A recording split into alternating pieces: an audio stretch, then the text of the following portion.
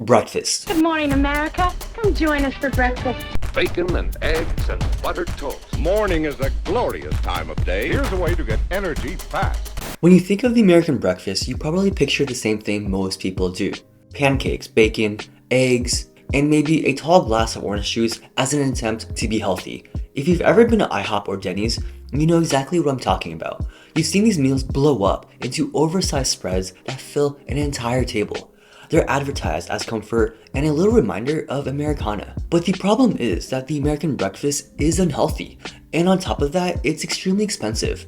And when you dig into how it became what it is today, you find that your stack of pancakes and even Fruit Loops has more to do with marketing, consumerism, and overconsumption than actual nutrition and preparing you for your day. We are talking about pancakes and bacon and how businesses built an entire industry around your morning routine and how this everyday habit drains both your health and your wallet. Back in the 1800s, breakfast in America was simple. It was bread, porridge, maybe some eggs and coffee or tea. Breakfast was meant to be fuel and not a feast.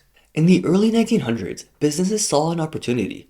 Cereal companies like Kellogg's and Post turned breakfast into a product.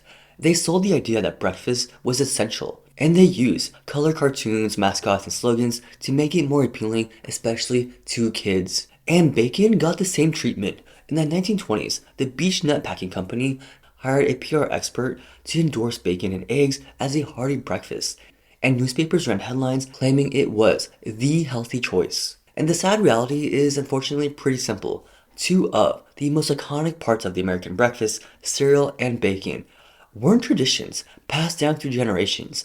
They are and have been always marketing campaigns this entire time. From the very beginning, breakfast was designed to sell and not prepare you for your day. By the mid-20th century, breakfast had moved from the kitchen to restaurants. Diners you're probably familiar with popped up across the country, and then chains like Denny's and IHOP took it all even further.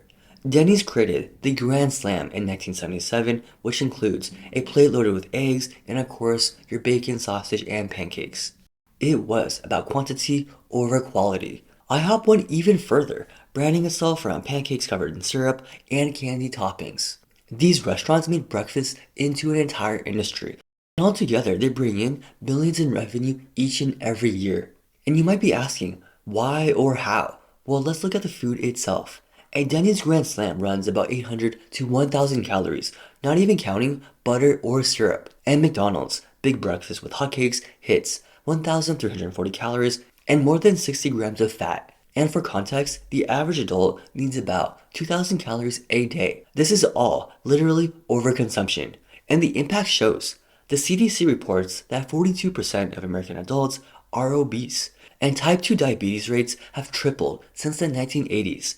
And sure, breakfast isn't the only reason, but starting your day with a plate of fat and processed carbs makes things worse. And speaking of worse, everything in your contemporary breakfast has sugar in it. Sugar is everywhere, and especially in American breakfasts. It's not just in desserts, it's hiding in cereal, syrups, flavored coffees, pastries, and even healthy yogurt. So much so that breakfast has basically turned into dessert. Take cereal for an example. Frosted Flakes, Fruit Loops, and Chocolate Puffs. All your favorite wacky, colorful mascots promote and claim that cereal is all part of a healthy diet. But they never mention the 10 to 12 teaspoons of sugar per serving. Kids can very easily eat 2 bowls. And then there's pancakes, waffles, and French toast. Lego my ego. You don't need to eat just the carbs or bread. You pour syrup and maybe even top it with some whipped cream. It's sugar on top of sugar. IHOP has even commercialized this obsession with sugar. Almost all their advertisements and partnerships have some insane component of sugar. A would-be innocent stack of pancakes can have more sugar than a candy bar, and sometimes double the recommended daily limit.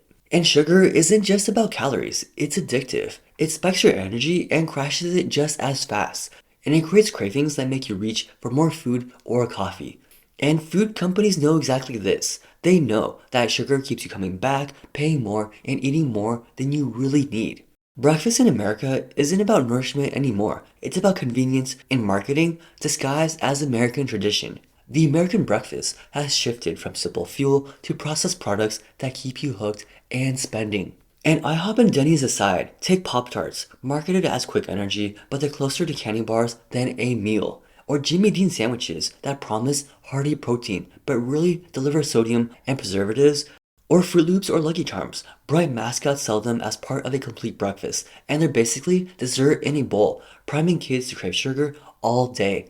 What is supposed to be a nutritious meal to prepare you for your day has turned into an unhealthy feast that is high in calories and sugar. Why? Because Americans are willing to pay big money for big breakfasts. The other problem besides calories and sugar is the cost. Eating breakfast out feels cheap compared to dinner, but when you look closer, the markup is huge. At IHOP, a pancake stack costs $11 to $15. Add eggs and bacon, and you are paying $20 per person before tax and tip. That means a family of 4 spends $80 on one breakfast outing. At Denny's, it's not much cheaper. Now compare that to eating at home. A dozen eggs cost around $3.50. A bag of potatoes, $5. A loaf of bread is $3. And with $20, you can feed a family breakfast for several days and not just one meal. And honestly, it's just breakfast. It doesn't take a Michelin star chef to scramble some eggs or even make some pancakes. And the biggest markup of all, a pot of coffee at home costs around 30 cents per cup. At Denny's, it's $3 to $4 for one. That is a 1000% increase. And because it's bottomless, people think it's a deal. But really, you're paying several dollars for something that should cost pennies. And all these markups are intentional. It's all about money. IHOP and Denny's are designed to profit from this markup.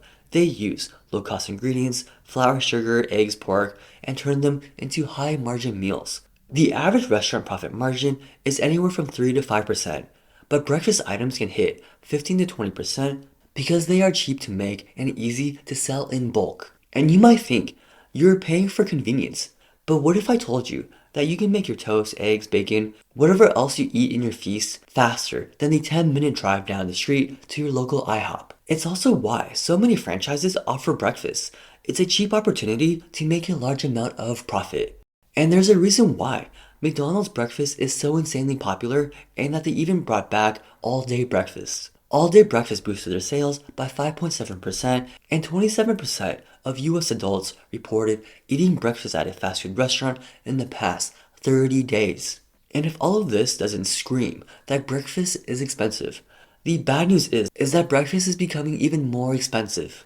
In 2025, the US saw a 3% increase in overall food prices, and specifically breakfast items saw even higher price hikes. Eggs rose by 15.2%, bacon by 6.3%, and coffee by 5%, and all of these are even higher than general inflation of almost 3%, and much more so than your wage increase, which only went up by 1.2%.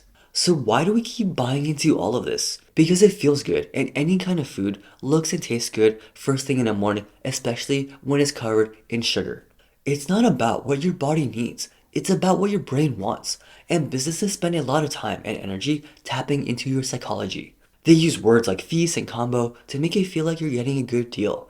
But the reality is that it's all just marketing tactics and consumerism at work, always selling you more than you really need. Okay, so breakfast tastes good, is expensive, not to mention extremely sugary to the point where it's become literal dessert. Let's break down the numbers and see what it means for your wallet. Say you go to IHOP just once a week and spend $20. Over a year, that is more than $1,000.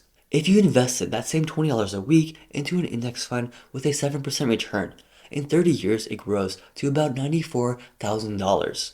And coffee is another trap. A $4 cup of coffee every morning costs $1,460 a year.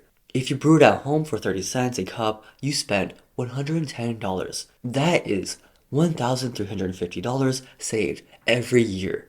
And if you invest that difference for 30 years, and you're looking at more than $130,000. And for a lot of people, 30 years is a long time and most people don't want to wait that long. But the point is, just small daily habits along with some discipline can compound into something life-changing with minimal additional effort. Eating breakfast is good for you. There's no arguing that having some fuel to start your day is important.